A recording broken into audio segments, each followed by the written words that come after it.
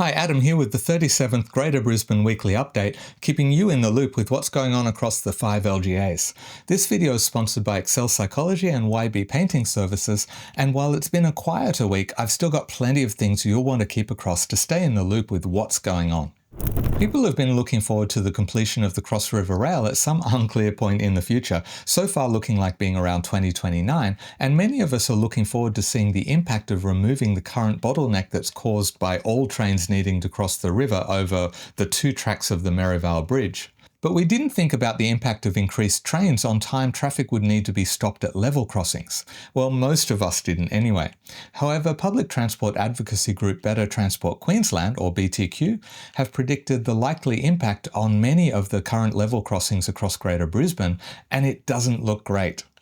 The Cross River Rail has been promoted as supporting 24 trains per hour, but BTQ point out that due to limited rolling stock, this is likely to be less than the full amount until at least 2030. They've calculated the percentage of time a number of level crossings would have their gates down, both with the current number of outbound trains running and with 8 trains per hour outbound, which is anticipated to be the case after the Cross River Rail starts running. Assuming the maximum of 24 inbound trains per hour, the level crossing at Todd's Road on the Caboolture and Redcliffe lines would be down 85% of the time during the 7 to 8 am morning peak. That's 51 minutes out of the hour. The level crossing at Stones Road on the Beenleigh and Gold Coast lines would be down around 77% of the hour. You can imagine how this would impact the flow of motor traffic, especially if you factor in the combined effect of multiple level crossings. But BTQ says that's not their main concern. They're more concerned about the impact of the increased chance of accidents at level crossings. Over the last 2 full financial years, there were 5 collisions at level crossings in southeast Queensland and 377 near misses. Each collision significantly impacts the flow of trains and can be disastrous for the network, and with increased train frequency comes increased chance of collisions, especially as motorists become more impatient due to the time waiting at boom gates and are more likely to take risks to get through. BTQ also points out that as time boom gates are down increases, that also impacts buses, making that form of transport less appealing to commuters as well. It also makes it harder for people to drive to car parks near train stations to continue their journey by train. And finally, there's also an impact on active transport users and pedestrians. All of this can be avoided by removing level crossings, and BTQ offers a number of options. Closing a crossing if it's close to an existing road overpass or underpass, with the caveat that measures are put in place to ensure active transport users are given practical alternatives. Converting the crossing to a road overpass or underpass, and elevating the rail by placing it on a viaduct. This is something we saw in a recent update here on the Brisbane Channel when the state government revealed its proposal to elevate Bethania Station as part of their faster rail upgrades. It seems southeast Queensland really needs more proposals like that one if we're to get the full benefit from the Cross River Rail once it's finally running. Residents of Brisbane's Bayside suburbs are urged to keep an eye out for counterfeit $50 and $100 notes being used in the area. Since the 29th of August, police have received 10 reports of counterfeit notes being used for purchases at service stations, retail stores and fast food outlets across Alexandra Hills, Birkdale, Capalaba, Cleveland and Wynnum. These notes have been printed on paper, plastic or even cardboard. Police say that people may try to present them to businesses during a particularly busy time or may ask for them to be exchanged for smaller notes. Some of the notes have the word copy on them. If you come across a banknote you think may be counterfeit, take the following steps.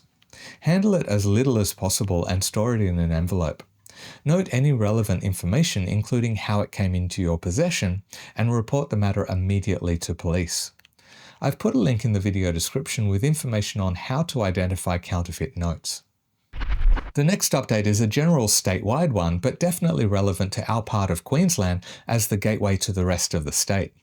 The Sunshine State has seen record spending from international visitors, with the latest data from Tourism Research Australia putting international spending in Queensland at $6.9 billion for the year to June 2025. The biggest spenders were Kiwis, with almost 500,000 trips made across the ditch, after which they returned over $1 billion lighter. Other big spenders were visitors from China, the UK, the US and Japan. We also saw big jumps from India, France and Taiwan. Queensland also recorded $33.3 billion in spending by domestic visitors. This information was released in the same week that Brisbane Airport saw its busiest day yet, with around 83,000 people passing through the airport on Friday, about 3/4 of which were domestic travellers. But one visitor who is not welcome is the measles, and we've had a confirmed case in Brisbane, taking the statewide total to 21 cases this year. The person affected is believed to have contracted it in Bali. Queensland Health has put out a list of locations the person visited while infectious. Symptoms typically start to show 7 to 18 days after exposure and include tiredness, fever, cough, runny nose, and red inflamed eyes. After these symptoms, a blotchy red rash will appear, starting on the face and then spreading to other parts of the body. Queensland Health says the best way to prevent measles is with 2 vaccine doses. Of course, physical health is important, but so is your mental health, and that brings me to one of the sponsors of this video, Excel Psychology. If you're looking for support with anxiety, depression, stress, ADHD, or relationship challenges, the sponsor of this video, Excel Psychology, may be what you're looking for. They're a warm, inclusive psychology practice based in Spring Hill, about 500 metres from Central Station. With a diverse team of clinical and registered psychologists, they'll help match you with the right psychologist for your needs, often with short wait times. They offer Medicare rebates with a mental health treatment plan and also support WorkCover and NDIS participants. I featured members of the Excel Psychology team in a recent video on handling stress, and you can check that out here. Brisbane residents are being encouraged to donate essential items for the upcoming Homeless Connect event that will be held on November the 7th. Homeless Connect is an initiative of Brisbane City Council that provides free services to people experiencing or at risk of homelessness. The event was last held in June, when some 900 attendees received 591 health checks, 213 haircuts and personal care appointments, 4,574 connections to 60 services providing housing, employment, legal and community support, 2,102 meals, over 600 coffees, and 41 pallets of donations. If you want to donate items, you can drop them off at any council ward office or any of the 33 council libraries throughout the city. This year, Brisbane City Council also donated $500,000 to Emmanuel City Mission to help establish Brisbane's first 24/7 night sanctuary. But Paul Slater, president of Northwest Community Group, a charity that provides support to local people experiencing homelessness, has told the Brisbane Channel, "The Brisbane City Council does indeed work very hard on optics. In reality, they support a certain type of homelessness, that being the ones who are hidden. Their continued rhetoric regarding dangerous encampments and the constant removal and destruction of homeless people's homes goes against this message of supporting our homeless friends." It's definitely a very complex issue that people may have very different views on, and I'll share one or two of mine in the section at the end of this video where I give my 2 cents.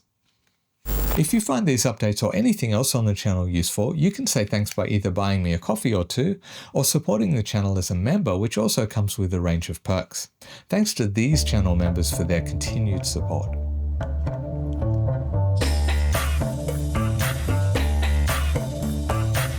I've got a few development updates so you can keep across the changing face of Greater Brisbane. A couple close to Brisbane City Centre and a big one up in Moreton Bay.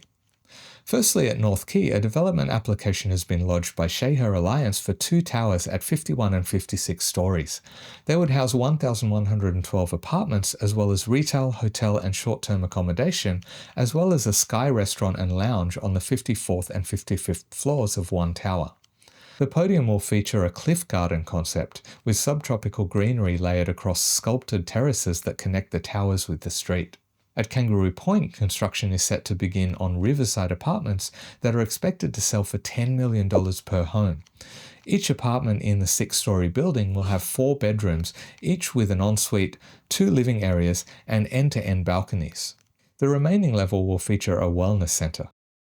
The site was formerly a building with 6 2-bedroom units. I have a thought to share on these developments in the My 2 Cents segment as well. This week, Moreton Bay announced a new $180 million tourism and dining precinct planned for North Lakes. The 5-star precinct is predicted to boost the local economy by $500 million and support over 880 jobs during the construction and operation over the first 5 years. The resort will feature luxury accommodation, dining, boutique retail and green spaces, and is hoped to help Moreton Bay's tourism by reducing the limitations the region currently sees due to lack of accommodation for visitors. This is also expected to help during the 2032 Olympic and Paralympic Games. If you want your home to feel more like a luxury resort, you'd be surprised the difference the other sponsor of this video, YB Painting Services, can make, and it'll look even better with the 10% discount they're offering viewers of the Brisbane Channel. I've seen their work, and their professionalism and meticulous attention to detail is impressive. With fixed pricing and a 5-year warranty on all their work, you can be sure there'll be no unpleasant surprises. Claim your 10% discount by scanning this QR code or the link in the video description. Over in Ipswich, the city is celebrating a win for Toolmer Place, the recently completed public space that was part of the Nicholas Street precinct revitalisation. It's taken out the National Woods Bagot Award for Best Public Building or Infrastructure. Other contenders included the Sydney Football Stadium redevelopment, Western Sydney Conference Centre and Liverpool Civic Centre. This year, the Nicholas Street precinct has also been awarded the Development of the Year Urban Regeneration at the 2025 Urban Developer Awards, was regional winner in the 2025 Housing and Construction Awards, and won gold in the 2025 Australian Design Awards. In the Redlands, the City Council has put out a release to set the record straight after an article in the Courier Mail on the 15th of September claimed that a midden had been damaged during foreshore protection activities at Oyster Point in Cleveland. A midden is an archaeological site containing discarded shells from meals eaten by Indigenous people.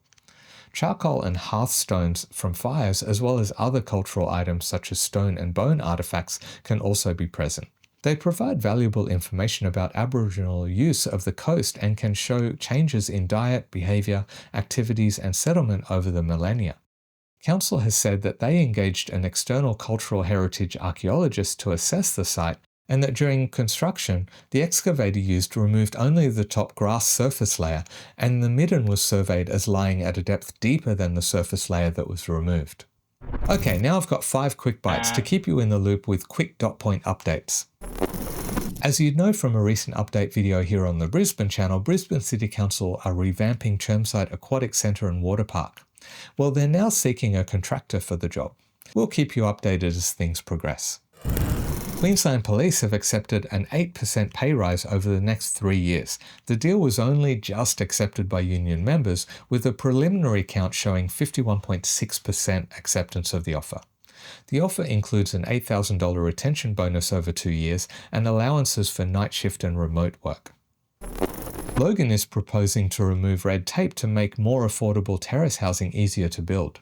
Currently, building terrace houses requires 2 separate applications to council, a material change of use and a reconfiguring a lot application. But under the proposed new city planning scheme, those requirements would be removed to make the process faster and building easier. As mentioned in a previous update video, consultation for Logan's new city plan closes on October 31st. A final quick bite is that the Queensland Government has announced that they'll be spending $1.6 million to upgrade the Brisbane Valley Rail Trail, which winds its way from Wulkuraka in Ipswich through picturesque Queensland countryside to Yarraman. The official release is light on details about what upgrades are planned. The Brisbane Valley Rail Trail is the longest rail trail in Australia. That's it for the purely factual updates. Now it's time for me to give my 2 cents on a couple of the issues that come up in this week's update video. My aim is to share the way I see some issues we face here in Greater Brisbane, not to preach or push my ideas, but to stimulate some conversations. As one of the things I love about this channel is that we have people watching in our little community that come from all walks of life and have diverse political and world views. And I love that those views can give us all new ways to look at the issues, new things to consider. So here we go. Firstly, Brisbane City Council's Homeless Connect events. The whole thing confuses me.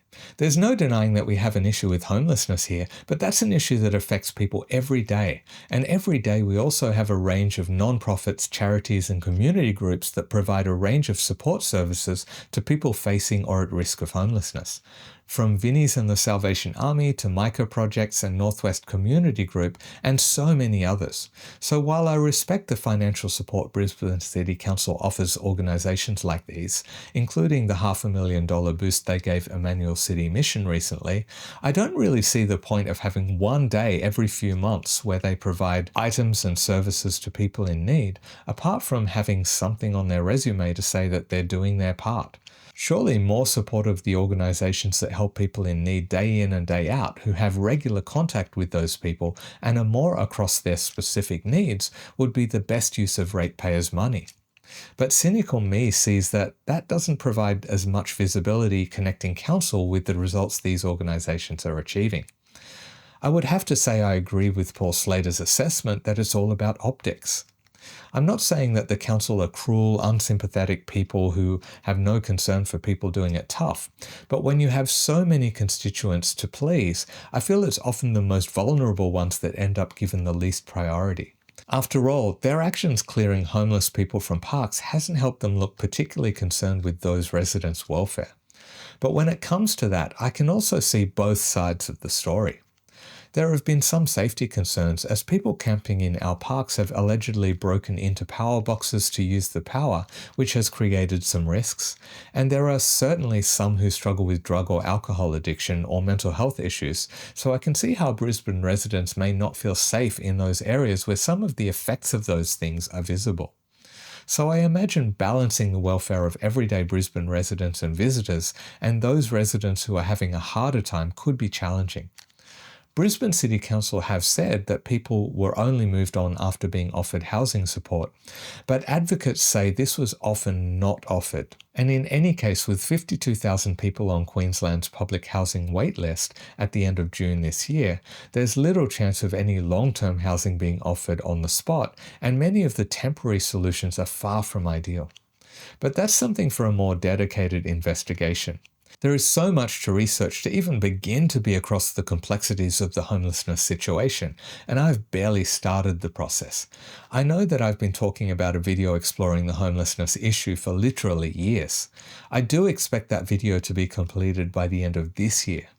I do want to say though that I don't want to give the idea that I'm not supportive of the Council's Homeless Connect events, as any support given is a good thing regardless of the various motivations for providing it.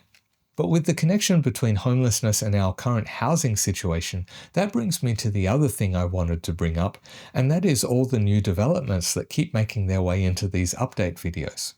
We see apartment tower after tower being planned, and while it's great to see supply of housing being added, the proportion of fancy luxury apartments that are being provided seems to be much higher than the number of affordable and social housing being added. I mean, how many $10 million apartments do we really need? I realized as I was planning this video though that I don't actually have anything insightful to say about the situation. That made me think that perhaps this should be something to do a deep dive into for a future video. To speak with experts about what would help improve things, what has worked in other countries, and what shifts do we need to make to see housing return to being something that all Australians can realistically expect. But with the long list of topics I already have to cover, I also need to be realistic about how likely it is that I'll be able to approach such a big topic, at least in the near future. If it does happen, it'll certainly not be until 2026 at the earliest. I was pretty disappointed with the number of regular viewers who chose to watch this video last week, and I don't know how much is that people weren't interested or how much was that YouTube just didn't recommend it. So if you are interested, make that the next video you watch. See ya.